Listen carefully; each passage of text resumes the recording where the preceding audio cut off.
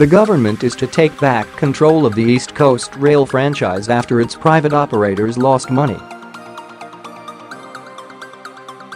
It is the third time in less than a decade that a private operator has failed to complete its full-term running services on the route. Virgin Trains the East Coast, a joint venture between Stagecoach, 90%, and Virgin, 10%, won the 8-year franchise to run services between London and Edinburgh in 2014.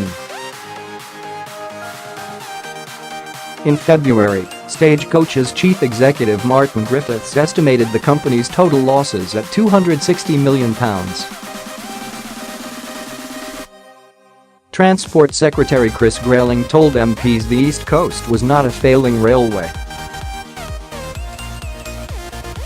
Stagecoach and Virgin Trains got their bid wrong, and they are now paying a price, he said in a statement to Parliament. They will have lost nearly £200 million meeting their contracted commitments. This means taxpayers have not lost out because revenues are lower than predicted. Only Virgin Trains East Coast and its parent companies have made losses at this time. Mr. Grayling said the Virgin Trains East Coast contract would be terminated on 24 June and rebranded under iconic London North Eastern Railway, LNER.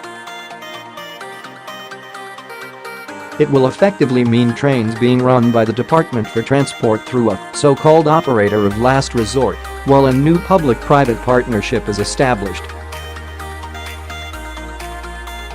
He said he would consider plans to enable employees to share directly in the success of LNER both as a pure train operator and subsequently as the new partnership.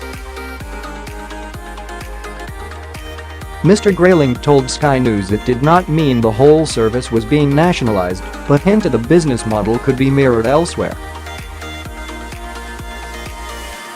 This is the start of a process towards the future, he said. The Transport Secretary said there would be no sanctions against Virgin or Stagecoach for their failures, though Labour and unions criticised the decision to end the £3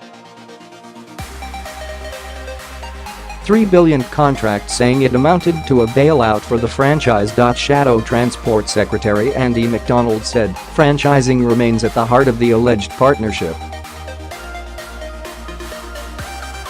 No amount of tinkering can solve the failings of a broken privatised system where the public takes the risk and the train companies take the profit, aided and abetted by the Transport Secretary.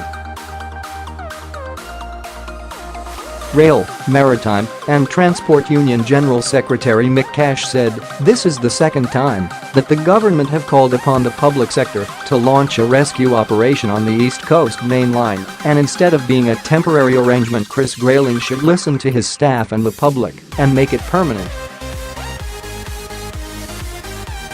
After 3 shambolic private sector failures on the East Coast, the message should now sink in that these cowboys cannot be trusted and should be locked out of the system on a permanent basis. ASLEF's General Secretary Mick Whelan, who represents trains drivers, called on Mr. Grayling to bring the rest of our railways back into public ownership. He added when the franchise was run at the public sector, it returned more than £1 billion to the Treasury. Britain's passenger and freight services were broken up and privatised in the 1990s. The government stepped in to run the East Coast Line through the directly operated railways between 2009-2015.